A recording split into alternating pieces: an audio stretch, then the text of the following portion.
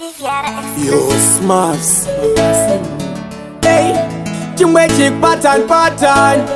Singu watori permission. And now you cheat. Kutindirare kunezisona kantarisa. Kutindifambe variko vanondimanisa. Siva farise mandiuraisa. Nenyaya kutaurisa. Asi mwari wangu ndozi vanondida. Makomborero hopo ishe vanondipa. Anondipa mwenje kana kuchinge kwa shiba.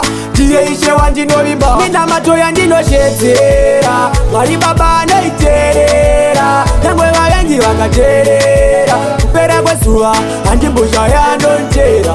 Chandinoshedzera. Mwari baba anoiterera. Nyangwe vavengi vakaterera. Kupera kwezuva handimbozha yandontera. Nekuti apungaira asha yemusodzi.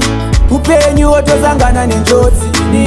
Iri mudenga sekarukotsi. Kana watoda muti wotodyarira modzi. Asi ndiri zipeya woriya. Ende ndiri mutenese gomore moriya. Wonditumira chirwere voti gonoria.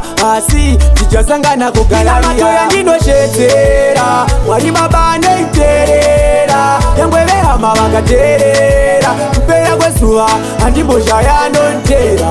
Chandinoshedzera. Mwari baba anoiterera. Nyangwe vegodo vakaterera. Kupera kwezuva handimbozha yandontera. Vavengi vanondicherera gomba vasingazonditengere box. Vavengi vanondiisa gumbo mumaspoxi. Vondipa chikeni vatopa boxi. Ishe wangu ndinoda mundiropafadze. Vavengi vangu muvapofomadze. Vasandione varoyi vangandikwadze. Ndashaya ndodi kuti ndivafadze. Munamato yandinoshedzera. Mwari baba anoiterera. Chero vegodo vakaterera. Kupera kwezuva handimbozha yandontera. Chandinoshedzera. Mwari baba anoiterera. Nyangwe vegodo vakaterera. Kupera kwezuva handimbozha yandontera. Inini nanamata ichenda namata vegodo anoganda akata anezvandobata. Ishe wangu ndiropafadze. Vavengi vasandione. Andinofamba pane makomba itaindisadone. Aya ndinoshedzera. Mwari baba anoiterera. Vegodo vakaterera.